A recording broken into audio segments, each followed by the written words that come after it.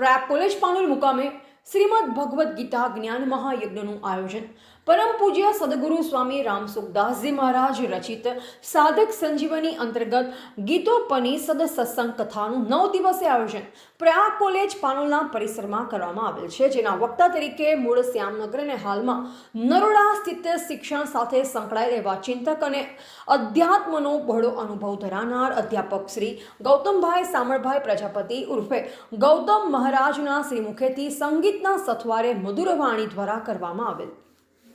કથાના યજમાન તરીકે પાનોલ, બજપુરા, ચુલ્લા, વેટલા, કેસરગંજ, કોઠણ, વડિયાવીર, દેત્રોલી, ભૂતિયા અને નવા પાનોલના સૌ હરિભક્તો દ્વારા કરવામાં આવેલ છે. પ્રથમ દિવસે સાંજે 7 વાગ્યે પોથીયાત્રા નિવૃત્ત પ્રિન્સિપાલ શ્રી ભરતભાઈ રામજીભાઈ પટેલના ઘરેથી ભજન અને ધૂનના સથવારે વાતે ગાતે ભજપુરાથી પ્રયાગ કોલેજ મુકામે આવેલ.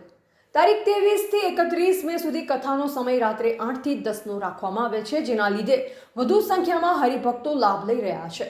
કથાને સફળ બનાવવા માટે પાનોલના વિનુભાઈ બેચરભાઈ તથા પ્રયાગ કોલેજના સંચાલક ચંદ્રકાંતભાઈ અને પ્રવીણભાઈ ગિરધરભાઈ પટેલની આખી ટીમ ખડે પગે હાજર છે.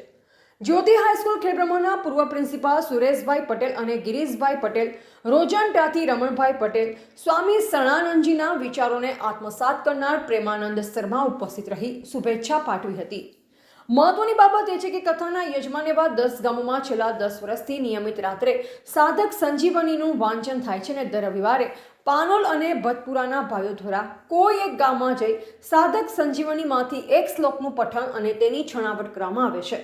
આયોજકો તરફથી કથાના અંતે દર સૌને ચા અને નાસ્તો આપવામાં આવે છે. કાર્યક્રમનું સંચાલન નરસિંહભાઈ પટેલ દ્વારા કરવામાં આવેલ. રિપોર્ટર જયેશ ઠાકોર સાથે શૈલેષ પટેલ, જિલ્લા બ્યુરો ચીફ, સાબરકાંઠા.